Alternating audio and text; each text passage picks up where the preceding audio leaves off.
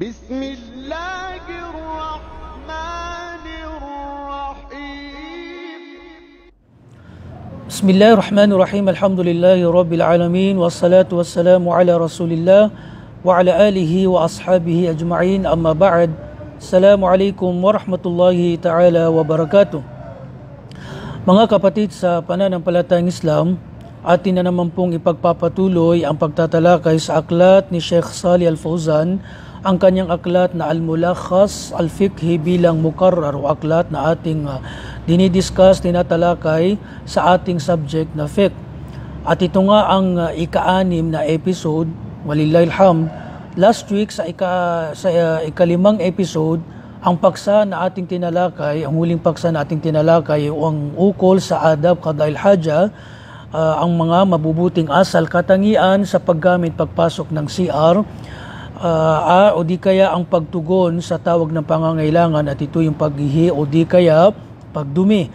Ngayon naman sa page 27, sabi ng ating Sheikh, Babun fi siwak wa khisal al-fitra, pintuan o kabanata ukol sa paggamit ng siwak at ang tinatawag na khisal al-fitra, mga likas na katangian na dapat ugaliin ng isang Muslim. Ibig sabihin, may mga gawain na parte, bahagi ng paglilinis na hindi dapat kinakaligtaan ng isang Muslim dahil ito ay likas na nilikha sa atin ni Allah subhanahu wa ta'ala na ito ay dapat dinadalisay, nililinis. Ngayon, sabi ng ating Sheikh, ang una nating tatalakayin ay ang tinatawag na as-siwak, masyru'iyatus siwak, page 27. Ibig sabihin, kabilang sa kautusan, kabilang sa katuruan natin na sunna ng mahal na propeta sallallahu alaihi wasallam ay ang paggamit ng siwak. Ano nga ba ang tinatawag na siwak? Sabi niya, huwa isti'malu 'ud fil asnani wal litha. Ibig sabihin, ito yung paggamit ng sanga. 'Ud ay isang sanga ng kahoy, kadalasan yung kahoy na tinatawag na arak, o kaya zaytun din. Ito ay ginagamit ito sa paglinis ng ngipin o di kaya mga gilagid. So ito yung tinatawag na siwak. Nakikita natin yung maliit na kahoy o kaya maliit na sanga na mula sa isang punong kahoy, maaaring yung tinatawag nilang arak o di kaya zaytun, na ginagamit sa paglilinis ng ngipin o di kaya gilagid.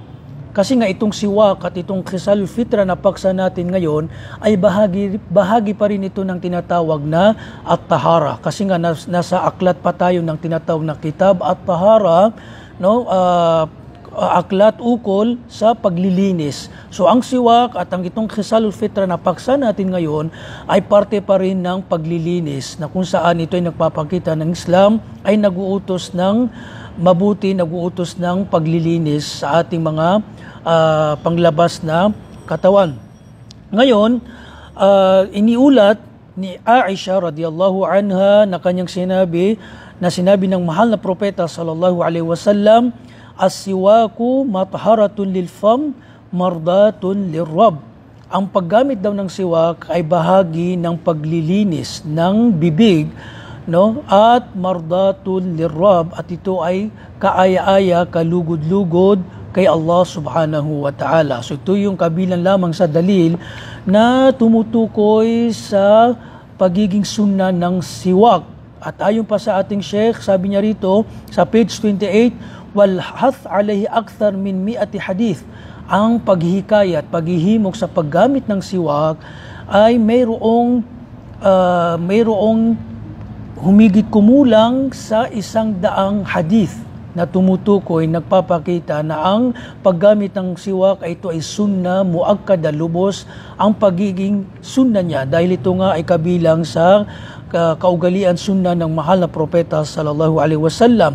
At nabanggit din daw sa maraming hadith na ang paggamit ng siwak ay kabilang ito sa mga sunna, pamamaraan ng mga naunang propeta. Hindi lang sa paumma na ito sa ating propeta Muhammad sallallahu alaihi wasallam, bagkus sa mga naunang propeta ay gumagamit din sila sa tinatawag na siwak. At ayon nga sa ating Sheikh na nabanggit na ang unang-unang naggumamit ng siwak ay ang ating amang si Ibrahim, ama ng mga propeta na si Ibrahim alayhi salatu wassalam. So ito yung tinatawag na siwak, no? At ito nga ay sunna ng mahal na propeta sallallahu alaihi wasallam at kalugod-lugod kay Allah subhanahu wa ta'ala. Ngayon, sabi ng ating Sheikh sa page 28, wa yusannu siwak fi jami'il awqat. No, sunna ang paggamit ng siwak sa lahat ng oras, maging sa taong nag-aayuno. Maging sa taong nag-aayuno ay sunna pa rin ang paggamit ng siwak. So ito ay masala khilafiyya, may mga scholar na nagsasabing kapag sila ay nag-aayuno ay mas mainam wag gumamit ng siwak, pero ang tamang pananaw ay pinapahintulot ang paggamit ng siwak habang ikaw ay nag-aayuno. Yung paggamit ng siwak ay yung kahoy, yung sanga na paglinis ng ngipin. Yung toothbrush naman, although ito ay pinahintulot, pero kung mas mainam ngang iwasan dahil ang paggamit ng toothpaste ay gumagamit tayo ng tubig o di kaya gumagamit tayo ng toothpaste. So maaaring baka pangamba natin na may pumasok na tubig. Although ito ay pinahintulot din katulad ng siwak, pero sa akin, ang ukol sa toothbrush o di kaya toothpaste, mas mainam iwasan ito sa araw ng pag-aayuno. Kaya nga mas mainam kapag after nating magsuhor, bago mag-fajr ay tayo ay magsipilyo, mag-toothbrush, para sa araw ng pag-aayuno ay hindi na tayo mag-toothbrush, magagamit ng toothpaste. Taliwas kasi sa itong tinatawag na oud, itong siwak na ginagamit na sanga, ay hindi natin ginagamitan ng tubig o di kaya toothpaste. So ito ay hindi nakakahadlang sa paggamit nito sa araw ng pag-aayuno. So sabi ng ating Sheikh, ang paggamit ng siwak ay sunna sa lahat ng oras nito, maging sa taong nag-aayuno sa araw ng kanyang pag-aayuno. Wa yata'akkad fi awqatin makhsusa, at ito ay lubos na itinatagubilin sa mga natatanging oras. So ito ay sunna, pero sabi ng ating Sheikh, mas lubos, mas higit na itinatagubilin sa mga oras na mga kalagayan na mababanggit itong paggamit ng siwak. Sabi natin Sheikh, fayata'akkad 'indal wudu, kapag daw tayo ay mag-ablusyon, bago mag-ablusyon, dahil sabi ng ating mahal na propeta sallallahu alaihi wasallam, kung hindi lang mahirap sa umma na ito, ay iutos ko sa kanila ang pagsisiwak sa bawat pag-ablusyon, pag-wudu. Ibig sabihin, ang mahal na propeta sallallahu alaihi wasallam ay sa tuwing siya ay mag-ablusyon, siya ay nagsisiwak. So kung ang tao wala siyang siwak, okay, gagamit siya ng toothpaste bago siya mag-ablusyon, ay makukuha niya yung gantimpala ng bilang pangkalahatan, dahil ito ay makakapasok sa tinatawag na nadhafa, paglilinis, no? So ito nasasaklaw din niya, pero mas mainam kung meron tayong siwak, itong tinatawag talagang siwak na isang sanga. So ito ay sunna, mas lubos na itinatagubilin bago daw tayo mag-ablusyon, itong paggamit ng siwak.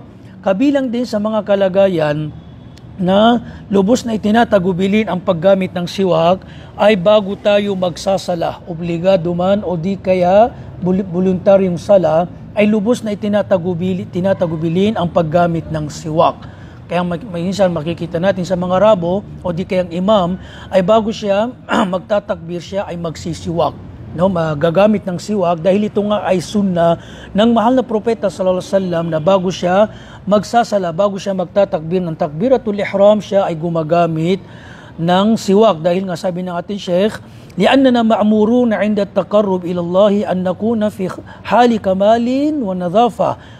Dahil nga tayo ay pinagutusan na kapag tayo gagawa ng pagsamba kay Allah subhanahu wa ta'ala at haharap tayo kay Allah, nararapat na tayo ay nasa kalagayang malinis at dalisay. Ibharan li syarafil ibada, bilang pagpapakita ng karangalan ng pagsamba na ito na ating ihaharap kay Allah subhanahu wa ta'ala. Kaya mas mainam na malinis ang ating puso, ang ating katawan, lalong-lalo ng ating mga bibig. Kabilang din sa lubos na itinatagubilin, mga kalagayan na lubos na itinatagubilin dito ang paggamit ng siwak, ay pagkaraan ng paggising, kapag tayo nagising mula sa pagkatulog, sa araw man o sa gabi, ay tinatagubilin ang pagsisiwak. So dahil ito nga ay sunna ng mahal na propeta sallallahu na pagkaraan niya gumising mula sa pagtulog sa araw man o sa gabi, siya ay gumagamit ng siwak. Kabilang din sa kalagayan ay kapag nababago ang amoy ng ating mga bibig, ay sunna, lubos na itinatagubilin ang paggamit ng siwak.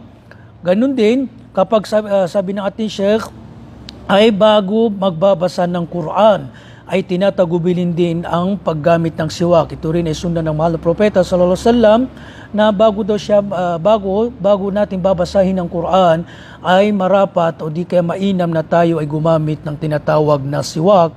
Dahil nga babasahin natin ang salita ni Allah subhanahu wa ta'ala, ang Quran, ay mainam ng ang ating mga bibig, ang ating mga ngipin ay malinis. Kabilang din sa nabanggit sa hadith na ang mahal na propeta sallallahu alaihi wasallam, kapag bago siya papasok ng bahay ay gumagamit din siya ng siwak. So ito yung mga kalagayan na lubos na itinatagubilin ang paggamit ng siwak. So ito nga mga kapatid, ang siwak ay sunna ng ating mahal na propeta sallallahu alaihi wasallam na mainam, marapat sa atin na wag nating kaligtaan kung ating itong isinasabuhay, tayo ay ginagantimpalaan ni Allah subhanahu wa ta'ala dahil bilang pagsunod sa ating propeta, bilang huwaran natin ang mahal na propeta Muhammad sallallahu alaihi wasallam. Ngayon naman ang ikalawang paksa sa araw na ito na ating tatalakayin, na binanggit ng ating Sheikh sa kanyang aklat sa page 29, ay ang tinatawag na Khisal al-Fitra. Yung mga likas na katangian na dapat iugaliin ng isang Muslim, na dapat hindi kaaya-aya na kanyang iniiwan. So maraming mga Khisalul Fitra na nabanggit din sa ibang hadith, pero ang tinalakay lang muna ng ating Sheikh na mahalaga ay itong 5 bagay na ating tatalakayin sa araw na ito, na nabanggit sa hadith ng mahal na propeta sallallahu alaihi wasallam na sinabi niya, khamsun minal fitra, 5 likas na katangian na nilikha sa isang tao na dapat niyang ugaliin, na hindi niya dapat iniiwan. Una dito ang al-istihdad. Ano yung ibig sabihin ng istihdad? Yung pag-ahit sa balahibo o di kaya buhok sa maselang parte ng katawan. So ito ay kabilang sa sunna, ang pag-ahit ng buhok o balahibo sa maselang parte ng katawan. So ito ay sunna rin na kailangan, ito ay kasi sabi ng ating mga scholar, kapag umabot daw ng 40 days, ito ay nagiging makruh na hindi natin ahitin yung buhok, balahibo sa maselang parte ng katawan. So ito ay nagpapakita ng kalinisan, ng Islam ay nag-uutos ng kalinisan. Okay? Ito yung unang Khisalul Fitra. Ikalawa, ang tinatawag na khitan, ang pagtutuli. So ang pagtutuli mga kapatid, bakit ipinag-utos? Isa sa hikmah daw ng pagtutuli, kung bakit ipinag-utos sa Islam ang pagtutuli. Sabi natin Sheikh, tathiru dhakar minal najasa al-muhtakina fil qulfa wa ghayru dhalika minal fawaid. Isa sa hikmah daw ay upang mapagtanto, may sakatuparan ang ganap na kalinisan sa maselang parte ng katawan ng lalaki. Dahil nga ang pagtutuli ay wajib sa mga kalalakihan, hindi wajib sa mga kababaihan.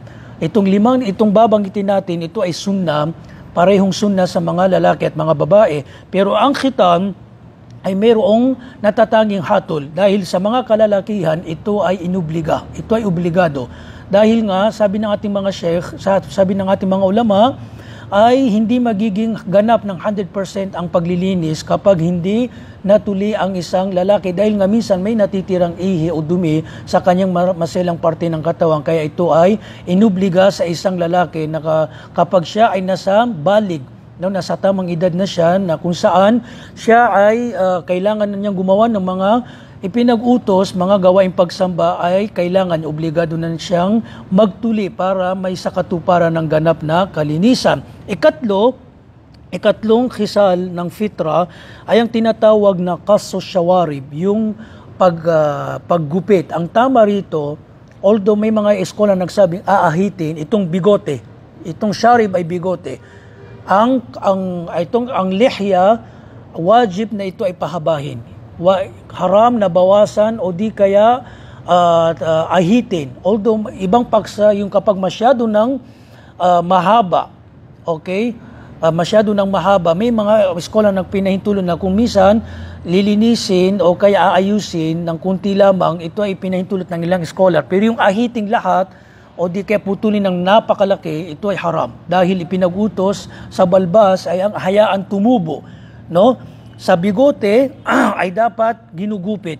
Although may mga nagsabing ahitin, kasi yung ihfa, sabi nila ang kahulugan ihfa ay ahitin, pero ang tamang kahulugan nito, ang tama ay paggupit lamang, babawasan. Okay, ito yung tinatawag na kasu shawarib. Dahil sinabi ng mahal na propeta sallallahu alaihi wasallam sa isang hadith, uhfu shawarib wa uhfu liha, no? Gupitin, putulin niyo ang inyong mga bigote. Sa ibang hadith ay hayaan ninyo ang inyong mga lihya na tumubo. So ito'y kabilang sa khisalul fitra na dapat nating ginugupit ang ating mga bigote at inahayaang pinapahabang ating mga balbas. So ito'y kabilang sa sunna ng mahal propeta at lahat ng mga propeta. Ikaapat na khisalul fitra, mga kapatid, ay ang tinatawag na taklimul adhafir, no? Pagputol sa ating mga kuko, mga kuko natin. So ito ay kabilang din sa sunna ng ating mahal na propeta sallallahu alaihi wasallam, at ito ay taliwas, no? Makruh o di kaya ay isa sa mga nakikita natin sa ilang mga kabataan na iniiwan nila itong sunna na ito bagkus kanilang ginagaya ang sunna pamamaraan ng mga hindi mananampalataya na minsan, lalong-lalo na minsan sa mga kababaihan na kanilang pinapahaba itong sa tingting nila, pinapahaba nila yung kuko nila dito. Minsan, ayaw ko kung anong layunin nila. So ito ay hindi kaaya-aya, ito ay gawain ng mga hindi mananampalataya. So pinagbawalan tayong gayahin sila. Kaya nga dito sa kasu shawarib, mga kapatid, kabilang din sa hikmah na nabanggit sa ibang hadith, khaliful musyrikin, al-Yahud wa Nasara, lalong-lalo ng mga Yahud daw, kasi ang mga Yahud, nagpapatubo sila, pinapatubo nila, hinahay nilang tumubo ang kanilang mga bigote at inahit nilang mga balbas.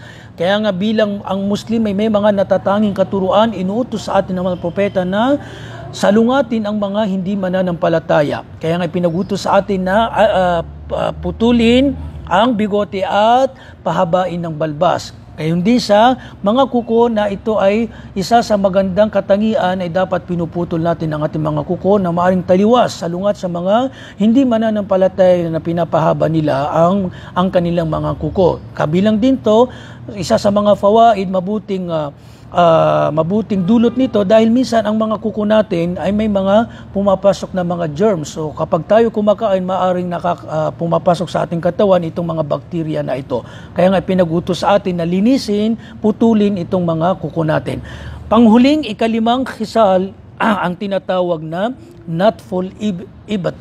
Natful ibat, ibig sabihin yung pagtanggal, pagbunot ng buhok sa ating mga kilikili. So hindi kaaya-aya na pinapahaba natin ng matagal ang mga buhok sa ating mga kilikili. So kabilang ito sa sunna ay ang pag-ahit o di kaya pagbunot ng buhok, pagtanggal ng buhok sa ating tinatawag na kilikili. So ito lamang mga kapatid ang ating matatalakay sa araw na ito, na kung saan tinalakay natin ang tinatawag na siwak at yung mga khisalul fitra, likas na katangian na dapat ugaliin ng isang Muslim. Kaya nga bilang panghuli dito, mga kapatid, pinanghuli dito ng ating Sheikh, no, bilang pagtatapos ng paksa na ito sa page 30 ay inaalala niya tayo ng ating relihiyong Islam ay dumating upang mag-utos, no, maghikayat sa ating ng mabubuting kaasalan upang ang isang Muslim ay nasa kalagayang napakabuti, napakalinis at napakaganda, dahil nga ang Islam ay nag-uutos ng kabutihan, kagandahan. Kaya nga sinabi ng mahal na propeta, Inna Allah jamil wa yuhibbul jamal. No, si Allah subhanahu wa ta'ala ay mabuti at siya ay nag-uutos ng jamal, kagandahan, kabutihan. No, kaya nga at inuutos din ang Islam na salungatin ang kalagayan, kaugalian ng mga ng mga musyrik, ng mga hindi mananampalataya. So ito ay ginugusto daw sa atin ng Islam ng isang Muslim ay mayroon siyang natatanging katangian na batay sa katuruan ng mahal na propeta sallallahu alaihi wasallam, at hindi na natin kailangan gayahin patularan ang hindi mga mananampalataya dahil mayroon tayong sariling kautusan, sariling panuntunan, pamamaraan na ito ay nagmula kay Allah subhanahu wa ta'ala at nagmula sa ating propetang si Muhammad sallallahu alaihi wasallam. Kaya ang huwaran natin sa lahat sa bawat aspeto ng ating buhay ay ang ating mahal na propeta sallallahu alaihi wasallam, 10 ng kanyang mga sahaba. So naway napulutan natin ng aral, nakakuha tayo ng kunting kaalaman at kaya mga panuntunan sa ating pagsang tinalakay sa araw na ito. Kung mayroon man kayong nais linawin o di kaya mga katanungan, ay i-comment nyo lamang po sa video kapag ating na-i-post. No? At inshallah isasama ko po ang module. Ang module po ay sa bawat section. No, hanapin niyo lamang sa comment section ng bawat episode ay kino-comment ko ang module, no, pagsasalin sa Tagalog ng ating tinatalakay at ilang mga dalil o mga maiksing paglilinaw. Pero kailangan niyo pong panuorin ang video dahil hindi sapat ang module, dahil ang module ay maiksi lamang. So balit yung pagpapaliwanag sa module ay ating tinatalakay sa bawat video na ito. Kaya kailangan nating pinapanood ang video na ito. So naway maraming salamat po sa inyong pagsusubaybay at pakikinig sa bawat episode natin. Naway lagyan ni Allah subhanahu wa ta'ala ang baraka ang ating mga natututunan upang ito ay may sa buhay natin. Patawarin nawa tayo ni Allah subhanahu wa ta'ala. Hanggang sa muli mga kapatid, wa akhiru da'wana anil hamdulillah, wassalamu alaikum warahmatullahi ta'ala wabarakatuh.